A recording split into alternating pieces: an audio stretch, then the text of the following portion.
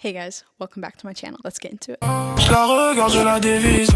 Why being relatable is more powerful than being perfect. Nobody has ever unfollowed someone for being too relatable, but people unfollow for being perfect all the time. They just don't tell you why. They just quietly stop watching. Today, I want to talk to you about why being relatable beats being perfect and how do you actually use it instead of fighting it. Here's the thing that people get backwards. They think perfect is the goal. Perfect lighting, the perfect script, not messing up when they're talking, perfect life on camera, on their Instagram, on all their social media. But perfect doesn't build a connection. Perfect builds distance. The second someone looks flawless, appears flawless, your brain automatically files them as they're not like me. I'm not like them.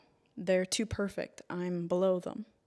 Or I'll never be as good as them. And the second you start doing that, the second someone else starts doing that, they stop watching your content. And then you just admire them from a distance. And you never really build that real connection, that community. But being relatable, it closes that distance, that gap. It does the opposite.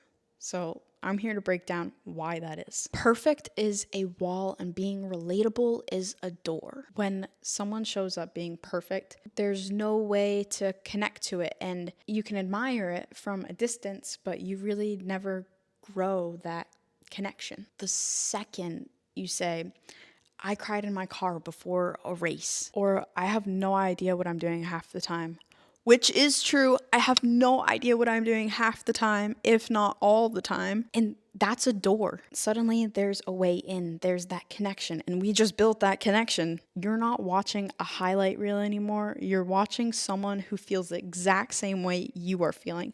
You're watching somebody who's going through the same struggles as you.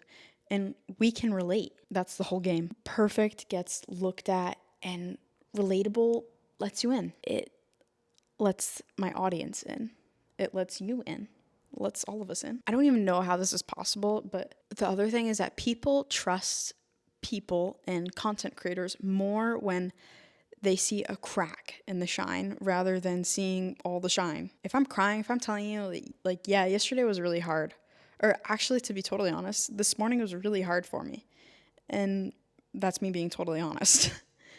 You probably all of a sudden feel there's more trust than saying, my day was perfect this morning. I mean, think about the last time you watched someone's content that was absolutely perfect. Did that build trust? Did that build connection? Probably never.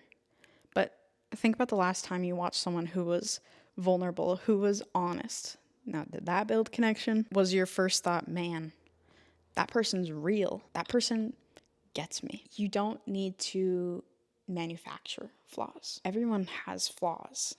It's human nature, and that's okay. But what you need to do is you need to stop hiding them, because that's what people want to see. That's what makes you so relatable. That's what makes other people so relatable.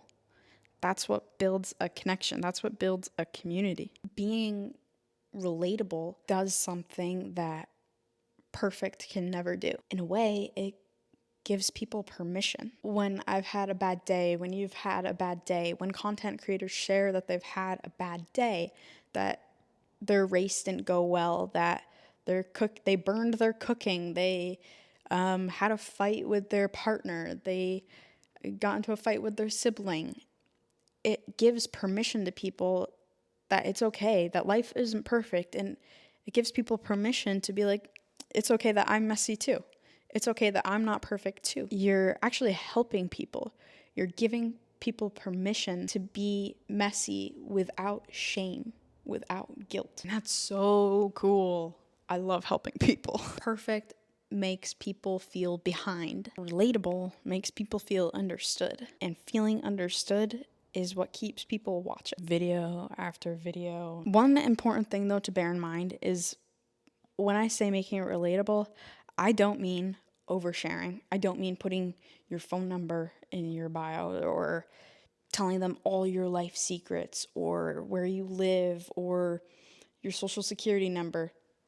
Don't do that. It doesn't mean saying every struggle into the camera. It just means being honest. And having no filter at all. Being relatable is being intentionally honest with yourself and with the viewer. There's a difference between saying, here's what actually happened and what I learned, and then using vulnerability as a hook with no actual substance to it. The goal isn't to be messy on purpose. It's to stop pretending that you're not messy, that you don't have bad days, because you do. We all do. And just start saying when it's true. So if you've been chasing the perfect plan, the perfect YouTube channel, the perfect TikTok, the perfect version of yourself, you can let that go now.